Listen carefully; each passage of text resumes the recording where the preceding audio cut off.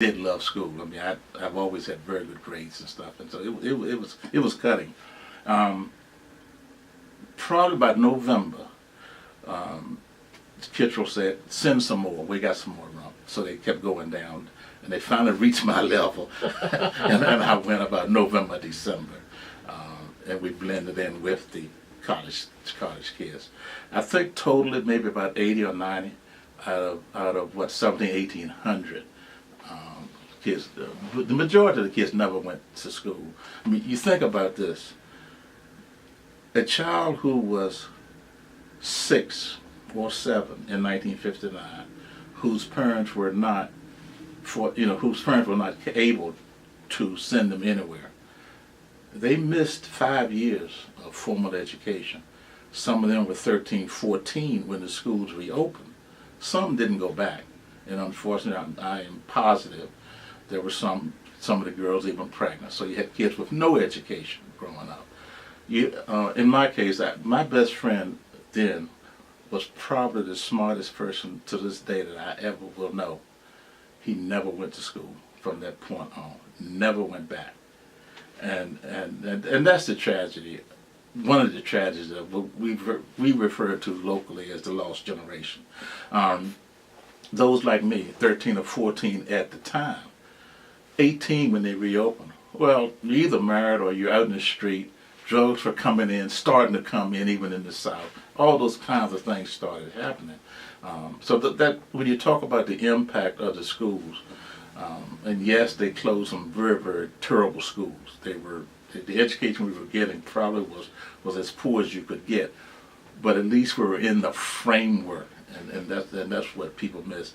I mean, did I miss going out in the woods cutting wood? Not at all. But at least I was in a classroom for a couple of hours, and the teachers were very, very dedicated. I tell my kids all the time that the difference in there and then, I said, I will never ever forget my first grade teacher, because the impact she had, or my 7th grade social science teacher, because the impact she had, knowing what we as kids, as black kids needed, and they were able to get it instilled in us, even in spite of all that was going on. But anyway, I stayed at Kittrell 2 years, and people started saying, this thing is going to last a while. So I'm probably going to get their name botched, but an organization, American Friends Society, or American Society of Friends, out of Pennsylvania, came in, and they were concerned also of the impact, the social impact on the kids. And they basically said, one day these schools are going to reopen. One of the things we could use is ambassadors, if you will, to come back and be like a liaison between the two sides. So they were able to fund 6 of us to go to a school in Kentucky called Berea Foundation. Berea Foundation was a secondary school adjunct or part of Berea College. Berea College was probably now, if not the oldest, 2nd or 3rd oldest integrated institution in America. So the environment was fine, it was perfect. We were placed into an integrated environment. The thinking process there was, then I would be able to come back next year or the next and say to you, listen, come on, they're not all that bad, and vice versa, to help with the merging once we did integrate. But I graduated before they reopened. I had a brother, talking about the impact, I had a brother that was 4 years younger. He never went to school for 4 years. Now, bless her heart, my mother did all she could, and the other women in the community, they would have, in the community buildings around the churches, they would have reading sessions during the day and so forth, but no formal education. They had my brother in college, me in private school, and they just simply couldn't. I don't know if there was an institution they could send them to, but even if there were, they just simply couldn't afford to have 3 kids in private school on the type wages they were making, in 1959 through 1964.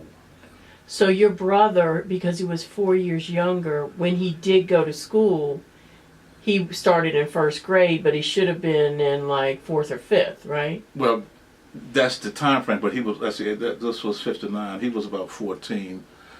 No, he was 40. He was 11 when they closed, and he was 15 when they reopened, 15, 16.